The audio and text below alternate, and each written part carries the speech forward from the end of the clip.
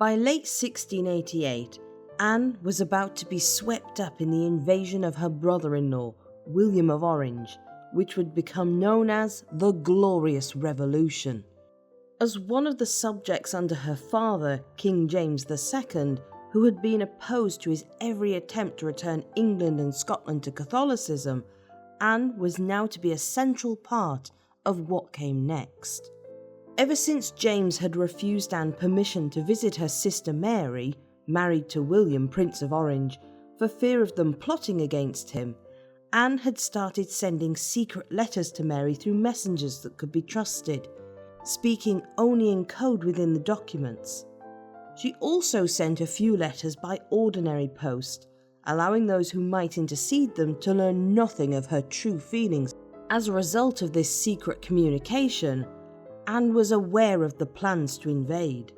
Shortly after the birth of her half-brother James Francis, who was to be brought up Catholic by her father and stepmother, James II and Mary of Modena, she was made aware that the plans were now underway. A letter had been sent to William by 7 notable nobles who would become known as the Immortal Seven in July 1688, inviting him to come and depose James II. The letter promised that if he would arrive with a small army, the nobles and their allies would rise up against the king and support William instead. It's likely that although Anne knew about the imminent invasion, she didn't know that William would demand a crown alongside her sister Mary. On the 1st of November, with the wind in his favour, William of Orange finally set sail for England's shores. He landed at Torbay in Devon 4 days later on the 5th. It's possible Anne believed enough nobles would defect and render her father's army useless, but James seemed determined to fight. On the 17th of November, just before he left to join his army, James was petitioned by 18 lords and bishops to summon a free parliament, but the king refused, on the basis that he shouldn't while there was a foreign army in the country. James had, until this point, convinced himself Anne was at least on his side. On the 18th of November, Anne instead wrote to William, reinstating how she was his humble servant and how she wished him success in his endeavour. Despite Sarah Churchill later in her memoirs stating both she and the princess made their decision very suddenly, it's clear the reality was very different, and Anne had clearly chosen to go against her father. George, who had been travelling with James and now had to make his retreat with some friends towards William, got word to Anne that her father was on his way back to London. Anne panicked a little at this point, as the last thing she wanted to do was have a confrontation with her father. She stated to Sarah, who was of course by her side, she would rather jump out of the window than see James. When the Queen found out that John Churchill had abandoned the king, she sent guards to the apartment Sarah was staying in, but it turned out they weren't too fussed about keeping her in. Even though the king had specifically ordered that Sarah be taken into custody on the 25th of November, Anne appealed successfully to the Lord Chamberlain not to execute the order, and so instead, Sarah was able to visit Bishop Compton at his house and figure out an escape plan. Sarah and Barbara Barclay, another lady-in-waiting and close friend of Sarah's, came to Anne in the early hours of the morning. The 3 women dressed and made their way through Anne's toilet room before disappearing down a servant's staircase. They made their way by coach to Bishop Compton's house, and from there to his country estate in Essex, where they spent one night.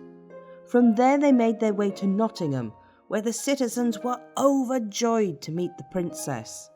On the 26th of November, James found out what had happened, and his reaction was emotional. He stated, "God help me, even my children have forsaken me." A courtier remarked that at this point, James was so unnerved by Anne's rejection that it disordered his understanding. On the 8th of December, William sent word to Bishop Compton that Anne and her entourage should meet him at Oxford. She certainly went in style, accompanied by over 1,500 horsemen and soldiers, and ordinary people came out from every village and town to cheer Anne on. She spent 2 more nights in Leicester before continuing on to Warwick, where on the 12th of December she received the news that her father had fled to France rather than meet William in battle. In truth, William had allowed James to escape, not wishing to make a martyr of him. Her uncle, Lord Clarendon, was shocked that Anne seemed unaffected by the news and proceeded to sit down to a card table in good humour. She would later retort that she liked her routine and hated to do anything that looked like an affected constraint. By the 19th of December, George and Anne had reached London, and Anne also realised joyfully that she was once again pregnant. Perhaps, at last, their happiness was back on track.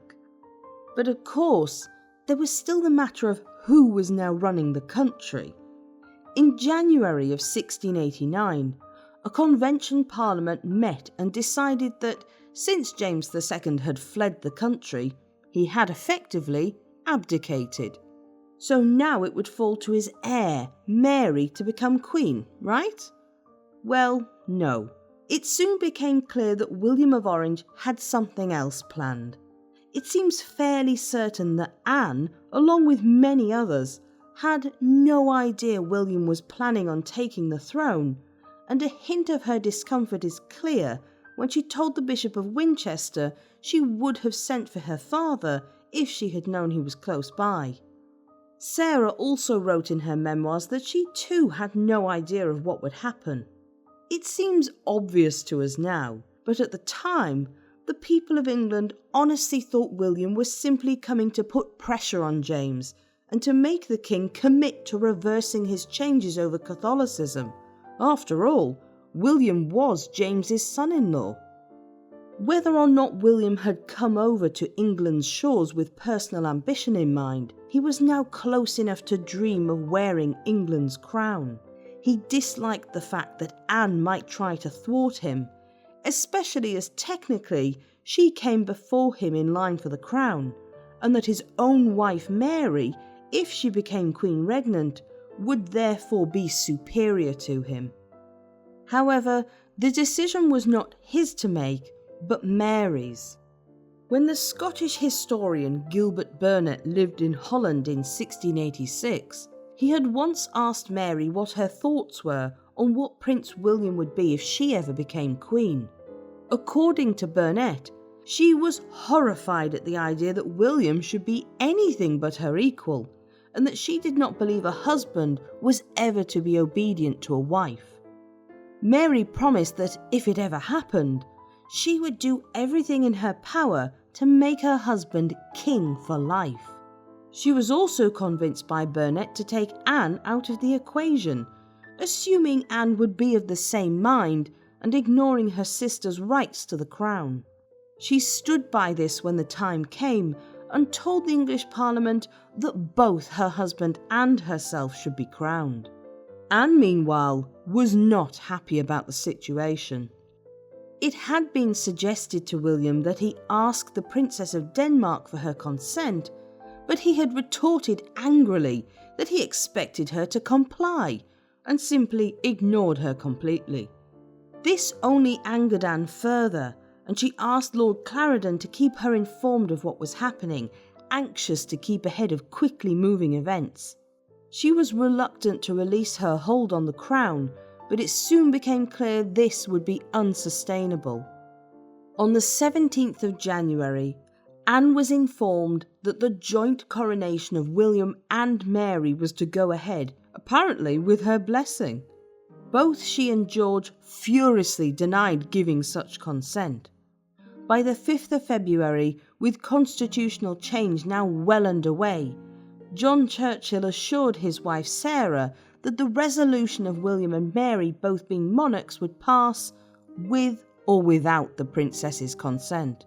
Sarah now used her influence with Anne to convince her of the same, and Anne finally understood she could do little to prevent being pushed further down the line of succession.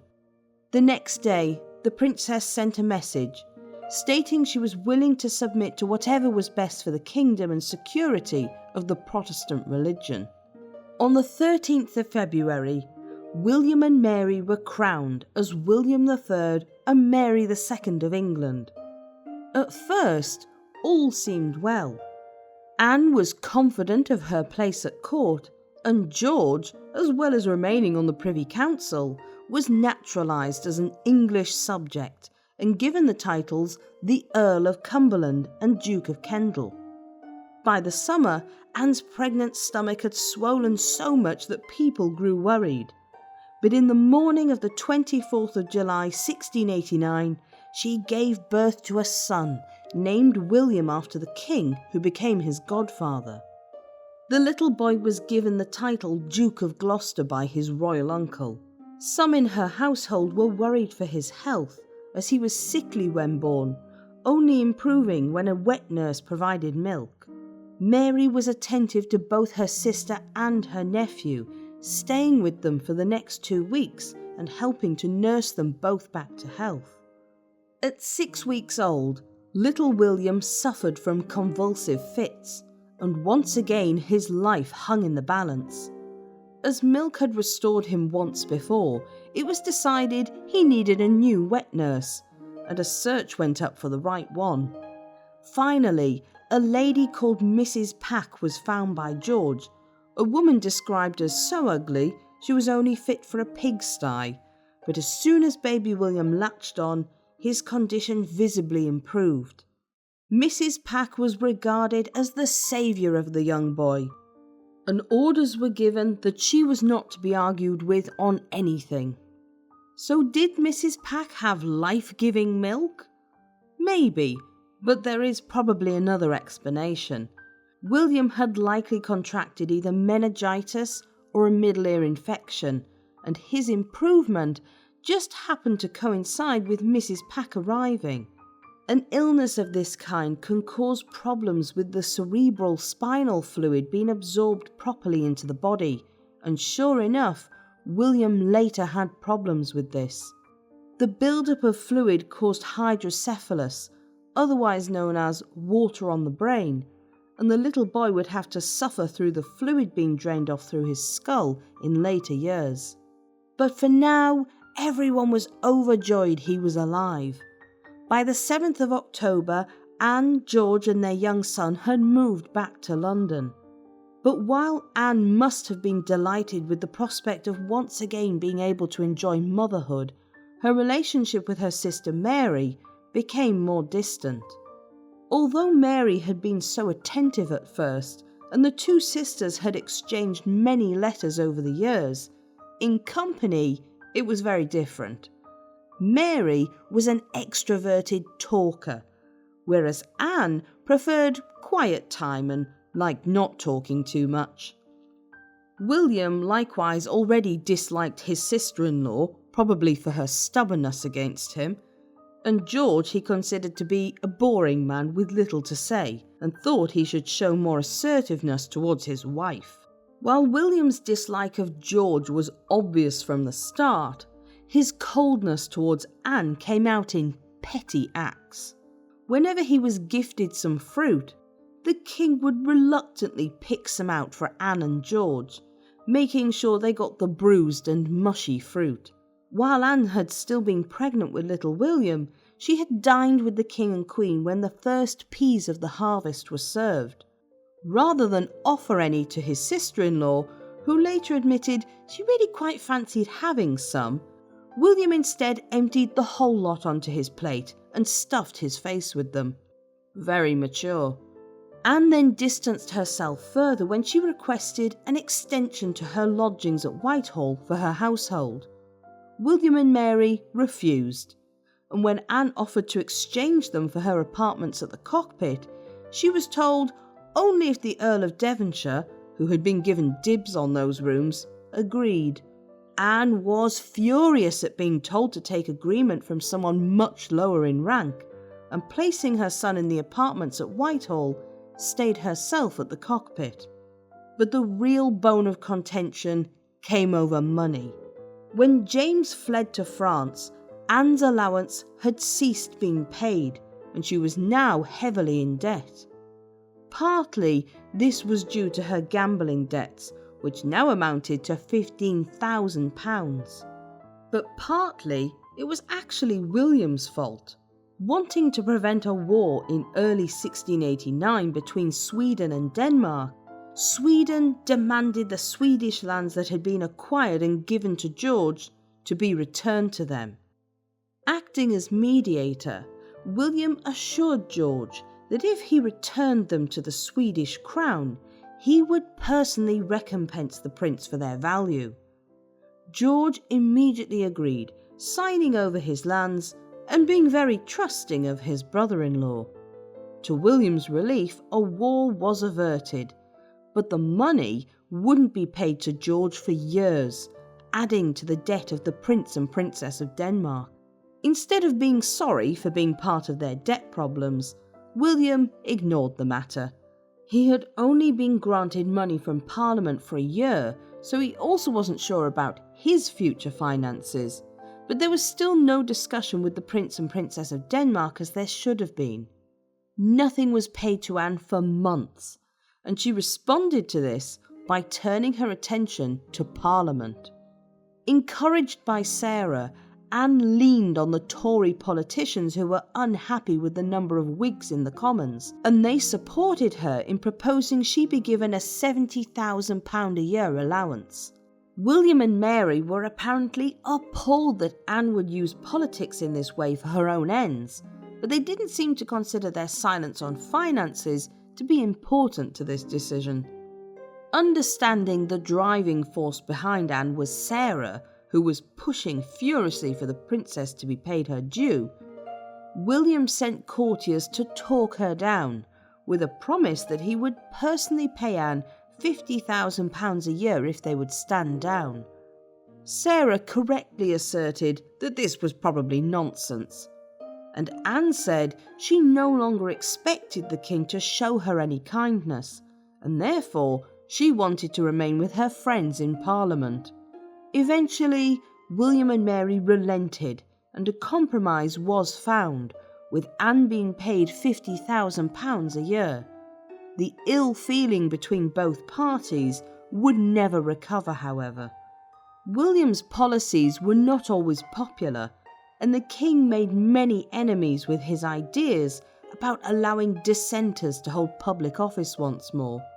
He managed to pass the Toleration Act, which permitted dissenters to practice their religion, and it went down with his other courtiers like a bag of bricks. And while Mary was seen as charming, William's manner with others distanced them and made him few supporters. And his asthma meant he kept court at Kensington or Hampton Court rather than London, which also meant that court life and its joyous entertainments pretty much disappeared, an unpopular move for his grumbling courtiers. Anne played on all of this, making sure to set herself against the religious decisions made, and also by turning the cockpit into her own court of those now turning against William. Both Mary and William were worried about Anne. It had been to their advantage when she was against James and played on the popular mood. Now they feared it would be their turn. She was also still sore about the matter of her allowance, as despite her £50,000 a year, Anne was still always short of cash. For their part, William and Mary felt that Anne's actions were being forced by Sarah Churchill. Their distrust of the Duchess of Marlborough and her husband grew. In June 1690, things only grew worse when George accompanied William out of his own pocket on his battles in Ireland against James II's supporters. George was largely ignored, not permitted to travel in the royal coach, and messengers never waited for his letters home to Anne, something which she fretted about as she was pregnant at the time. When William won the Battle of the Boyne, George was by his side, but the Royal Gazette made no mention of it. Mary, in her husband's absence, was holding down the fort with the help of 9 Lords Justices, but she complained that she felt it was too difficult on her own. Anne was of little help in this matter, as she seemed unmoved, admitting herself that she was often morose in mood, and therefore not as frivolous company as Mary might have liked. The two sisters continued to rub each other up the wrong way. In September, both men returned to their wives, although a month later, on the 14th of October, Anne gave birth to a little girl who lived only a few hours. She was alive long enough to be baptised, before being buried at Westminster Abbey with her siblings. Finding happiness in her young son who had survived his first year, Anne moved little William into Camden House in Bayswater, able to stay there overnight with George whenever they visited their son. William was taken out every day in a small coach drawn by Shetland ponies, as his mother believed the air would do him good. Anne was especially worried, as although his hydrocephalus wasn't yet identified, William was very unsteady at walking, likely because his balance was off because of his condition. Mary and William were fond of their nephew. Although Anne felt somewhat against it at first, Sarah encouraged Anne to build links for her son with the King and Queen. It was also around this time that, despite Sarah begging Anne to show her less attention when at court, that the two women took up pretend surnames in order to be more like equals. Anne was Mrs. Morley and Sarah was Mrs. Freeman. In early 1691, William was about to march off to a war against the French when he had to deal with George wanting an official military position. This was ignored, but George then volunteered aboard a Royal Navy ship. Mary at first tried to dissuade him from going, and when this didn't work, she outright forbid it. George and Anne were outraged at how the Prince of Denmark was being treated. In 1692, matters became more public when the Duke of Marlborough was dismissed from his offices and court, something that was meant to extend to Sarah. William had grown more distrusting of John Churchill, and he suspected him of being involved with Jacobite supporters. Anne responded by taking Sarah with her to a royal event at Kensington Palace. Mary demanded her sister at once dismiss Sarah from her household with a scathing letter, to which Anne sent one back full of equal dislike. Anne recognised that this was a challenge to her own authority, and so she outright refused. She left her royal apartments, withdrawing instead to Sion House, the home of Charles Seymour, the Duke of Somerset, where Anne would become great friends with both him and his wife Elizabeth Percy. Before she left, Anne visited her sister and attempted to make amends, but the Queen was unmoved, and Anne left in a fury. Courtiers were under orders not to pay her or George their usual respects, and Anne was stripped of her guards. The young Duke of Gloucester was sent down to Sion with his governess, but Anne did ensure he visited the Queen before he left, not wishing to break his bond with his aunt and uncle. On the 17th of April, Anne lost yet another child when she went into premature labour and gave birth to a son. Everything was done to save him, but sadly, he lived only a few minutes. Anne suffered a lot more pain with this birth, and she wrote to the Queen telling her how ill she was, but Mary sent no reply. Instead, she came in person, visiting her at Sion House. Mary was apparently very put out by having to go up the back stairs to her sister's room without any royal welcome, even though no one had known she was coming. Even the sight of her sister pale in bed, still emotionally and physically unrecovered from her labour and losing another child, did not induce Mary to come in the spirit of reconciliation. Instead, she decided to push once more about Sarah Churchill being dismissed from Anne's household. Sarah's version of events states that Anne politely refused the Queen, begging that this was the only time she had ever disobeyed her, and she hoped in time Mary would also see how unreasonable a request it was.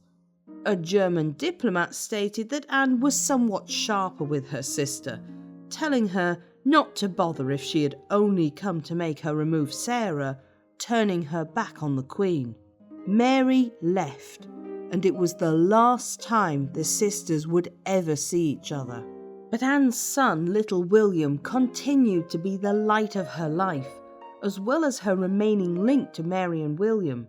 His hydrocephalus caused him to be very unbalanced, and despite a small incision in his skull, constantly kept open to allow fluid to drain. By the age of 5, he still struggled to walk up or down stairs and refused to walk unless 2 adults held his hands either side of him. To combat this, Prince George, who was normally calm and mild-mannered, beat his son with a birch until he agreed to walk unaided. To us, this is horrific treatment of a young child struggling with a physical disability. But in the 17th century, it was universally accepted that small children not only could have corporal punishment, but that they needed it before they developed a sense of reasoning. In this manner, George was doing what he would have been told was good parenting. The poor little boy did afterwards agree to walk by himself, but it's still a horrible story to hear. Anne was always worried about William's health, as not only did his hydrocephalus ail him, but he also had constant fevers. Medicine at the time was still in its infancy compared to now, and the poor child had to suffer through being blistered, a painful experience which left him begging for rescue from the doctors and medicines that made him vomit. But in other ways, Anne made sure he had things which made him happy. William didn't like dancing, but he enjoyed soldiering, and he soon had his own small army made up of local children and boys within his household, called the Horse Guards. And despite not speaking properly until age 3, he was a promising student, aptly learning Latin, French, geography and mathematics. He was known for being quiet and observant, before suddenly bursting out with a witty or comical remark, something which delighted his mother and father. Certainly, they were an unusually close royal family for the time, and William saw a lot more of his parents than most other upper-class children. On the 24th of March, 1693, Anne lost another child, a daughter this time, who arrived early and stillborn. Not long after this, Anne found herself in agony with what was, at the time, diagnosed as gout. It's actually not likely it was gout, as sufferers are rarely premenopausal women, and it usually only attacks one limb. Anne's entire body was racked with pain, and it's possible this was something called migratory polyarthritis, a symptom again of lupus. It rendered her unable to travel to Sarah's side when Sarah left for St. Albans to care for her dying mother. After recovering somewhat, Anne wrote to Sarah to assure her friend of how well she had cared for her mother, and also to inform her that she herself was feeling better. Anne was still unable to go riding, but found she could go hunting and for excursions outside in a one-horse chaise which she drove herself. In 1694, however, it was Mary who fell ill. On the 22nd of December, the Queen took to her bed with smallpox. Anne wrote to William asking to see her sister, and although he sent word that Mary would be delighted to see her when recovered, he was worried about upsetting his wife and that Anne, who was pregnant again, might miscarry. When Anne sent word through a courtier regardless, Mary was unenthusiastic. On the 28th of December, Mary died. Anne immediately sent a letter to her brother-in-law expressing her heartfelt sorrow and condolences, but also stating that she wished to meet and grieve with him in person. William, although grieving for his wife, recognised also that he could no longer afford to keep up the quarrel with Anne. As he had no children, and Parliament had ensured any of his children from a second marriage would not inherit the throne, Anne was now his heir apparent. Not to mention, there were those that whispered Anne should now be queen, as William was only king through Mary. He had to play nice. He gave Mary's jewels to Anne after they met in person, consoling one another, and her guards were restored. The mention of dismissing Sarah also disappeared, and even her husband, John Churchill, was allowed back into restrained favour. But at Mary's funeral in March 1695, Anne was not the chief mourner as had been supposed, as she was still considered to be pregnant. But there were doubts. When the due date came and went, with no child being born, people began to wonder about her condition. Anne confidently stated she must have mixed up the dates, and the baby would come in the next month. When by the end of June there was still no child, Anne finally accepted she had suffered a false pregnancy. Her sister Mary had suffered one in 1679 as well, so it shows the immense pressure felt by the royal women to conceive children for their dynasty. In 1700, Anne was to give birth to her final child on the 25th of January. The little one was a stillborn boy, and Anne was now crippled by her mysterious illnesses, unable to walk and carried in a sedan chair or in a wheelchair. Due to a mixture of her diet and inability to exercise, Anne was now also obese and unfit, and this affected her by making her illnesses more protracted. But far worse was yet to come. In July 1700, Anne and George prepared to join in the festivities of their son's birthday. Little William was now 11 years old, and his health seemed to improve with each year that passed. On the evening of his birthday, however, William complained of a headache and took to his bed. Just a day later, he was ill with a fever. By the 27th of July, he had worsened considerably and was suffering with a fever and a severe rash. Once again, doctors took to using the methods of the time to cure him, such as bloodletting, and this can hardly have helped the poor boy. He complained of his pains and got little rest, passing in and out of broken sleep. Anne remained by his side the entire time.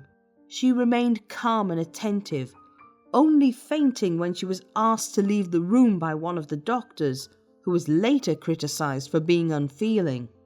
But by midday on the 29th, William's breathing seemed to have eased up, and all present thought perhaps he was finally on the mend. But by that evening, his breathing again became erratic. He was taken with convulsions, and he struggled to swallow properly. The young boy finally gave in to his suffering, dying at around 1 a.m. on Tuesday the 30th of July.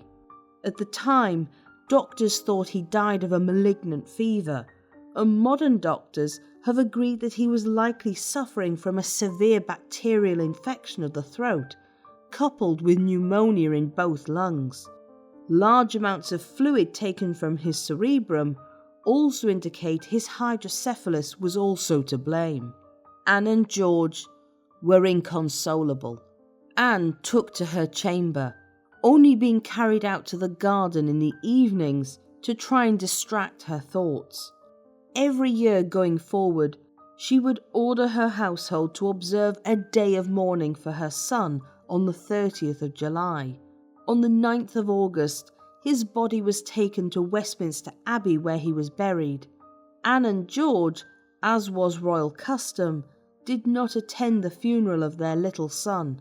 The Duke of Gloucester's death was not only a crushing blow to his parents, but also to the nation as a whole, who had seen him as a promising Protestant king to be. Now that he was dead, Anne was King William's only heir, and she looked likely to have no more children. King William himself was so distraught at his nephew's death that, away in Holland, he shut himself away for 2 days in grief.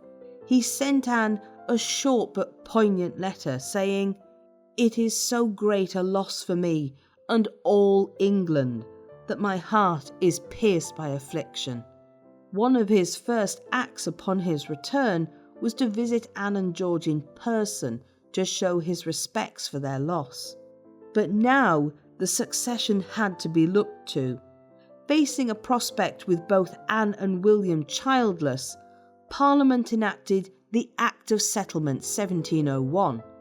This stated that if both Anne and William had no further children, wanting to preclude a Catholic monarch, the throne of England would go to their distant German cousins through Sophia, Electress of Hanover, who was also Protestant. Later that year in September, James II, still in exile in France, died. His widow Mary wrote to Anne, telling her that her father had forgiven her. She also tried to remind Anne that the princess had once agreed to return the throne to her father's line, but Anne had already agreed to the Act of Settlement. Those who wanted to exploit Anne's ill feeling towards her brother-in-law, which could still happen when she was ordered to do something she disagreed with, set about being more civil to her. William, for his part, had been suffering with ill health for a number of years, including asthma, gout, and swollen legs. In February 1702, he fell from his horse, breaking his collarbone and catching a chill. He suffered for a few days, growing worse, until he was taken with vomiting and shortness of breath. Finally, on the 8th of March, William died. Anne was now Queen of England and Scotland. But what would come before her would now be her greatest challenge. Faced with a future in which her throne would one day be taken by her Hanoverian cousins, Anne needed to make her mark and strengthen her kingdoms. She would see a union of Britain, a boost in the economy, the growing power of Parliament, and an explosion of culture. With George by her side, Anne was now set to become the last Stuart monarch. If you enjoyed this video, don't forget to like and subscribe so you don't miss any new documentaries.